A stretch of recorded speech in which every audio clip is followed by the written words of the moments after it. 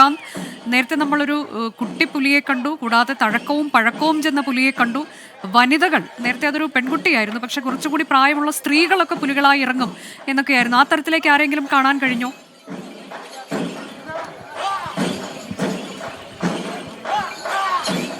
അനുജ, അതേ തയ്യാറായി കഴിഞ്ഞു. ഈ വിയൂർ യുവജന സംഘം അവരുടെ പുലികൾ മടയിൽ തയ്യാറായി കഴിഞ്ഞു. അല്പസമയത്തിനകം ഈ പുറത്തേക്ക് സ്വരാജ് റൗണ്ടിലേക്കുള്ള യാത്ര തുടങ്ങും.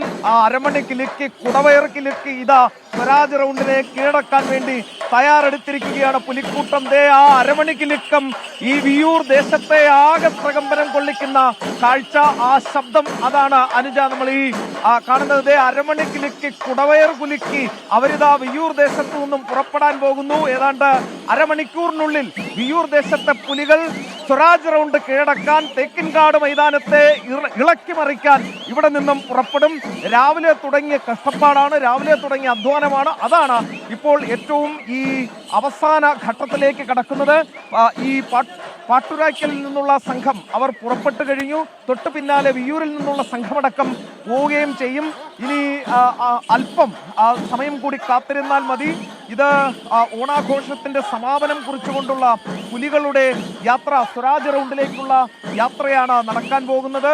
ഇതാ പലതരത്തിലുള്ള പുലികൾ, വരയൻ പുലിയുണ്ട്, പുള്ളിപ്പുലിയുണ്ട്, അതോടൊപ്പം തന്നെ വിവിധ നിറങ്ങളിലുള്ള വർണ്ണങ്ങളിലുള്ള പുലികളെ നമുക്ക് ഈ ദൃശ്യങ്ങളിൽ കാണാൻ സാധിക്കും. അവരിതാ അവരുടെ ഈ വിയൂർ ശിവക്ഷേത്രത്തിന് ചുറ്റും, അവർ പ്രദക്ഷിണ വഴിക്ക് ചുറ്റും അവർ നടക്കുന്ന ദൃശ്യങ്ങളാണ് നമുക്ക് കാണാൻ സാധിക്കുന്നത്. ആ ദൃശ്യം ഇതിപ്പോൾ കാണാം. അല്പസമയത്തിനകം അവർ ആ സ്ഥലത്തേക്ക് വിയൂർ